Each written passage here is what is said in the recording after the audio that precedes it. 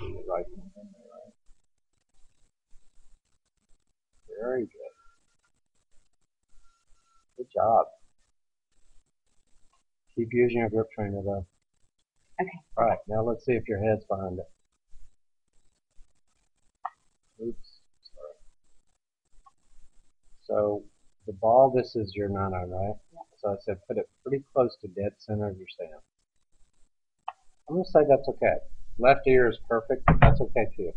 You were before, remember, way in front of the ball, right? Yeah. So everything in your address from this angle is totally okay.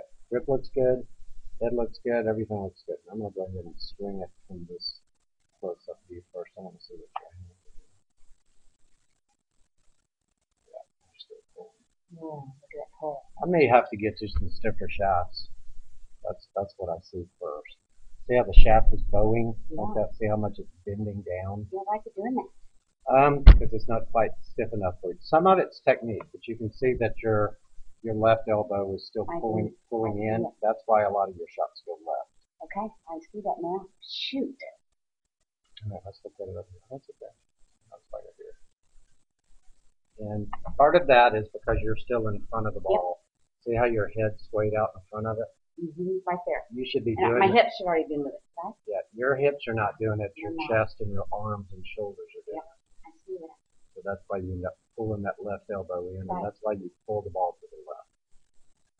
Instead of swinging the club away, you're pulling it in. Yep. So the left elbow pulling in there. I see that. Let me look at your club there for a second. It's good at the top. Yeah, you're just out in front of it. Yep, I'm from left. Alright, let me look at one more thing. So that's 266. Does my end okay? You know, it's actually really good. I mean, you're still going to top it sometimes and hit it thin and pull it because of this position versus swinging the club away and out. But it's still way better. I mean, we just can't get too picky. I know you want immediate results on your ball flight, but it's just, it takes a little bit more time. You just have to be patient with yourself a little bit. Just getting your grip and your head position right is so much better. I still think the right knee is straightening going back. I'm going to look at that next. So you don't really pivot. You just stiffen that leg. So that's why your hips don't turn. Your hips, if you look at it over here, they don't really start turning in the other direction until after you hit it.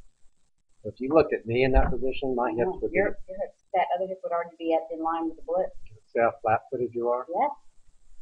All right. So let me look at it. I've got to find it from the other angle.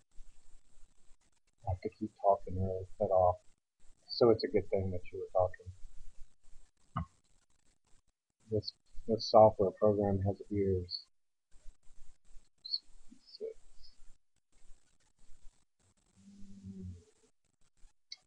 I need to put these in order.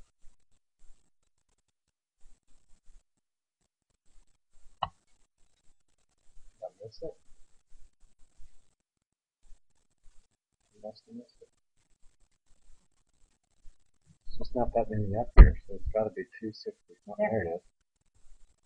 All right. So we're just going to look at the right knee. Yeah. So when your right knee straightens out like that, it causes you to over-rotate your hips. So I'm going to let's put up another girl. Let's pull up Paula Kramer. She won the U.S. Open, so she's pretty good.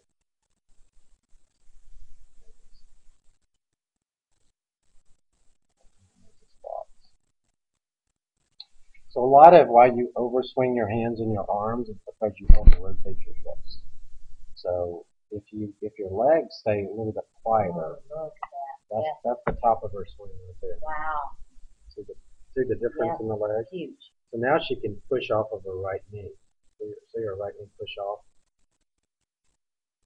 So you tell me when her left leg is disappeared. This disappeared, right? Now. There. Let's see when yours disappeared.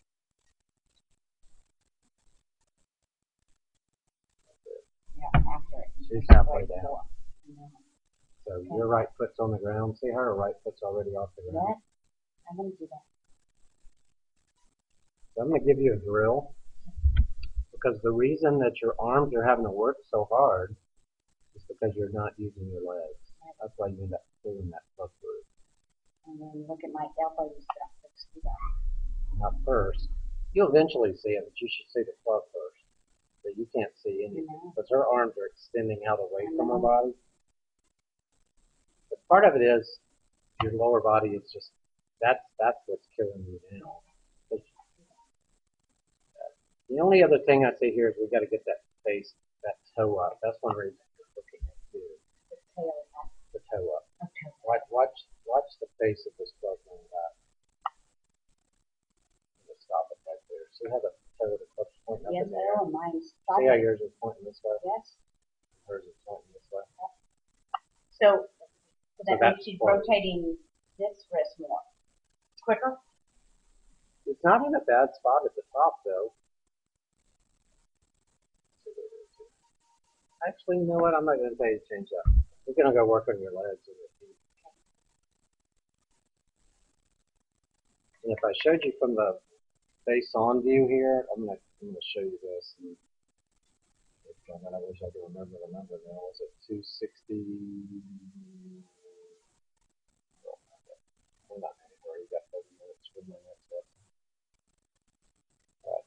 So let's watch. The head's already behind it.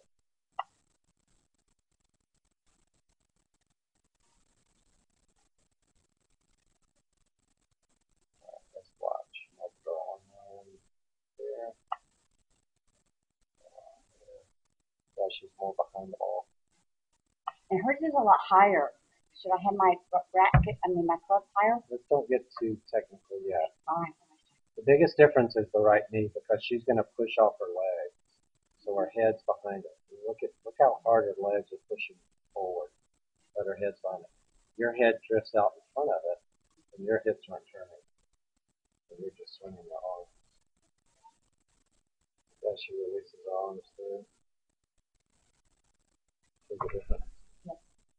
She's behind it here. And then play it all the way